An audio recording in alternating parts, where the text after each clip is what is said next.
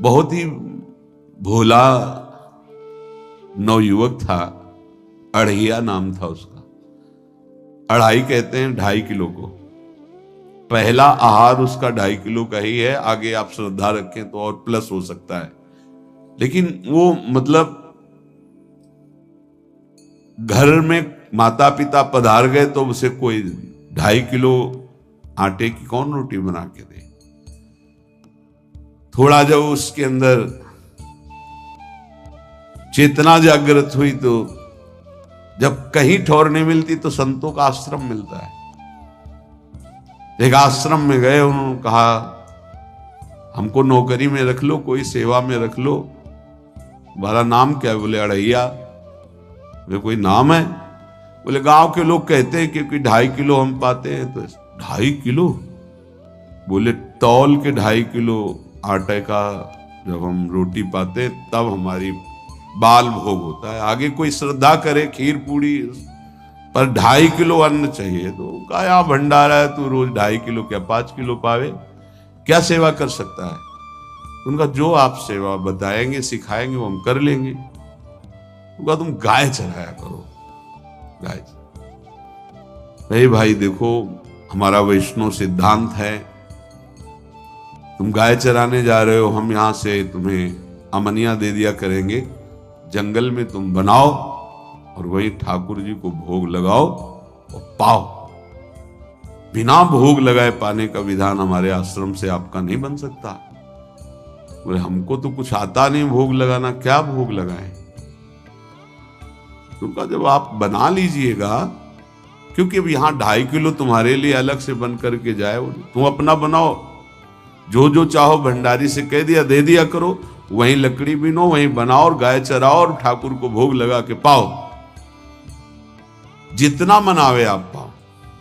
पहले दिन भोग मिला तो बाटी बना, गरीब आदमी था, घर से तिरस्कृत था, वो सब जानता था। बाटी ऐसे उपला बीन लिए, बाटी बनाए, 2-4 आलू का भरता बनाया, 2.5 किलो आटे की बाटी। उसने कहा गुरुदेव के ठाकुर आओ भोग लगाओ आके। बड़े बड़े ऋषि मुनि मंत्रों से आवाहन करते रहते हैं, सरकार पधारते नहीं, केवल भाव से भोग लगाते। वो इतने लीला बिहारी प्रभु आ गए, श्री राम जी। अढ़ैया ने आंख खुरक लगी ऐसी तो आंख खोल के देखा, नवीन मेघ कांति, अरविंदाक्ष, सारंग धनुष धारण किए हुए सामने खड़े। कौन हो आप? मैं राम जी कहते हैं। आपने कहा गुरुदेव के ठाकुर आ, तो गुरुदेव तुम्हारे जो है उनके हम ठाकुर जी हैं। सही में आते हो तुम? बोले आए तो गए, और हम पाएंगे। बड़ी खुशबू आ रही है आलू के भरता की, तुम्हारी बाटी बनी हुई। और गुरुदेव ने कहा तो भोग लगा के पाना, मतलब आप पाते तो हैं? नहीं सुना है। बोले नहीं पाते हैं, पर सबका नहीं पाते हैं।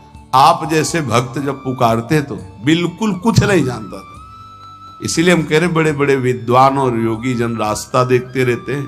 हरिवंश महाप्रभु ने इसीलिए लिखा है, मुनिमन ध्यान धरत नहीं पावत, करत विनोद संग बालक भट। ये विनोद करते प्रकट हो जाते बड़े बड़े मुनियों के जो ध्यान में नहीं आते। काश तो आप हमको ऐसे ही रखोगे, क्योंकि आप आ गए तो आप भी।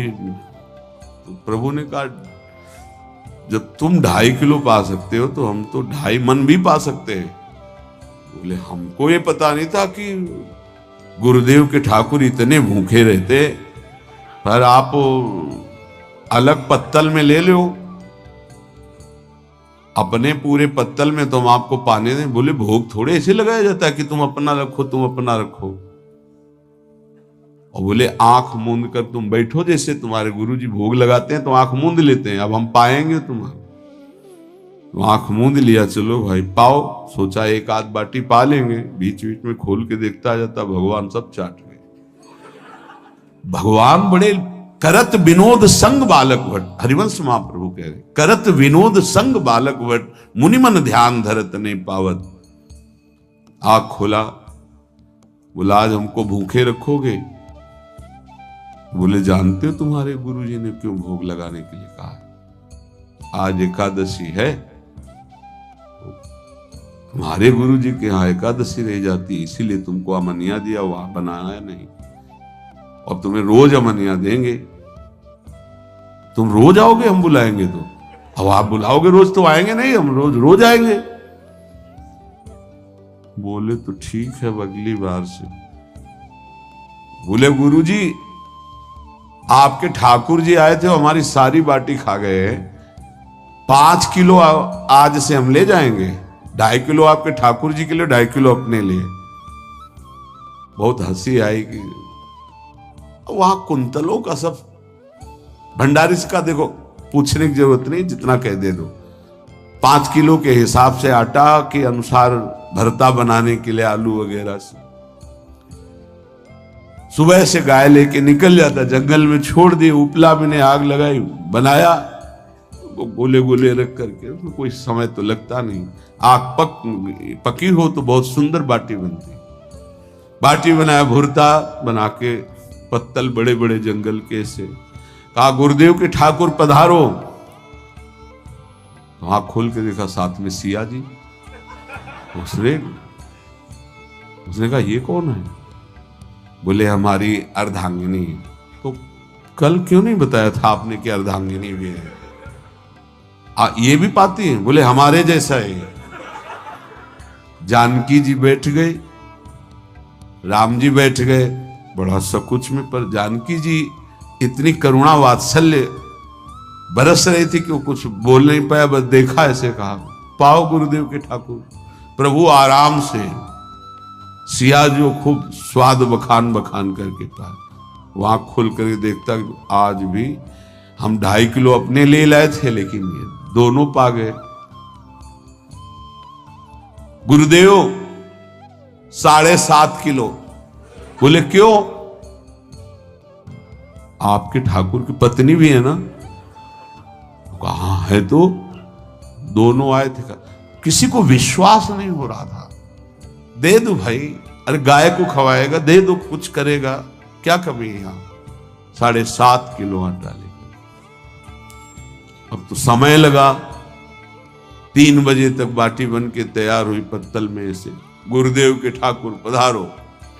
बस उसको बुलाना होता था कि विनोदी प्रभु, साथ में लखन जी, राम जी, सिया जी, लखन। ऐसे देखा, ये कौन है? बोले छोटे भाई। आपके भाई भी है? हाँ है। पहले अब परिवार में कितने लोग हो आप? पहले बता देते तो हम वो सब आ जाते हैं। लक्ष्मण जी से कहा बहुत सरल भगत है, नाराज मत होना, चुपचाप पा लो। तीनों बैठे, बेचारा ऐसे ही रह गया। जब वो चले गए तो पत्तलों में जो किनका रहता था, एक अद्भुत आनंद। अगले दिन गया, बोले गुरुजी 10 किलो आटा चाहिए। उनका 10 किलो क्यों? बोले आपके ठाकुर जी भी आते हैं, उनके ठाकुरायन भी आते हैं, उनके परिवार के भाई भी आते हैं, गोरे गोरे थे वो। कैसे, इसको कैसे अनुभव हो सकता है? सिया राम लखन जी का बहुत हट किया, 10 किलो आटा लिया, पहुंच गया, बनाया, 4 बज गए, रखा। उस मन में सोच रहा था आपकी संख्या ना बढ़ जाए। कहा गुरुदेव के ठाकुर पधारो। विशाल गदा, भयंकर स्वरूप हनुमान जी महाराज ने। आंख खोला तो 3 स्वरूप में प्रभु खड़े हुए थे, सिया राम लखन, हनुमान जी चरणों बैठे। पूछा ये कौन है? तो कहा ये हमारे प्रिय सेवक हैं हनुमान जी। एक बार आप अपने पूरे परिवार का, अपने सेवकों का वो आप पर्चा बना के मैं दे दो, गुरु जी को दे देंगे जाके। हर बार एक बढ़ जाता है तो भगवान मुस्कुराए, हनुमान जी इसका कुछ बोलना मत, बहुत निराला भगत है। बोले पाओ प्रभु। तो पहले सिया राम जी पाए, फिर जो प्रसाद लक्ष्मण जी पाए, फिर हनुमान जी पाए। हनुमान जी सब पूरा भी बहुत निर्मल भाव से बनाया हुआ और निर्मल भोला भक्त आ गए। अगली बार कहा गुरुदेव 5 किलो एक्स्ट्रा में रख दो, 1 नंबर बढ़ता जाता है। आपके पहले ठाकुर जी आए, फिर ठाकुरायन जी आए, फिर उनके भाई आए, फिर इस बार तो बहुत भयानक रूप, गदा लिए हुए लाल अरुण वर्ण शरीर का प्रकट हो रहा है। जिधर देखो कंचन वर्ण की कांति, मुख में अरुण वर्ण की कांति। हमने पूछा आपके ठाकुर जी से, तो उन्होंने कहा कि वो सेवक हैं। को रोमांच हो रहा था कि क्या सही भगवान करुणा करके इसको दर्शन देते हैं। अब अगली बार अगर ये बात करेगा कि तो फिर अब हम इसकी परीक्षा लेंगे। ले गया एक्स्ट्रा में, बनाया सब। आओ गुरुदेव। अब तो पता था कोई आने वाला नहीं। गुरुदेव के ठाकुर 2 संख्या बढ़ गई। आंख खोल के देखा, कहा ये कौन है? तो कहा ये हमारे और भाई हैं, इनका नाम भरत है, इनका नाम शत्रुघ्न है।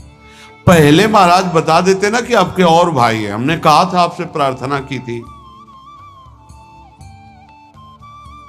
पाओ बचे नहीं ना, 2 संख्या ज्यादा हो। अगली बार गुरुदेव से कहा कि गुरुदेव 20 किलो वाली बोरी में भर दीजिए, अब हम दिन भर बनाएंगे क्योंकि आपके इतने ठाकुर हैं। आज गया लेकर 100 ऐसे रख करके पत्तल डाल दिया, कहा गुरुदेव के ठाकुर पधारो। बिल्कुल नहीं बनाया। आ गए प्रभु, कहा कहां यार, तो खुशबू भी नहीं आ रही, ना बाटी की ना भरता की। बोले प्रभु आपके साथ पत्नी है ना, और सेवक भी है। इतने दिन से तो हमारे हाथ का पाए, आज हम पाना चाहते हैं। आप बनाओ, अपने रुचि का बनाओ और पाओ। प्रभु ने सिया जी की तरफ देखा कि अलवेला भक्त। सिया जी ने कहा अनंत सामर्थ्यशाली शक्तियों की स्वामिनी। बोले प्रभु देखो, हमने ना उपला बिना है ना लकड़ी, आपके सेवक है ना, इनसे बोलो। तो हनुमान जी से कहा कि आप उपला और लकड़ी इकट्ठा करो, भाई आदेश है भगत का।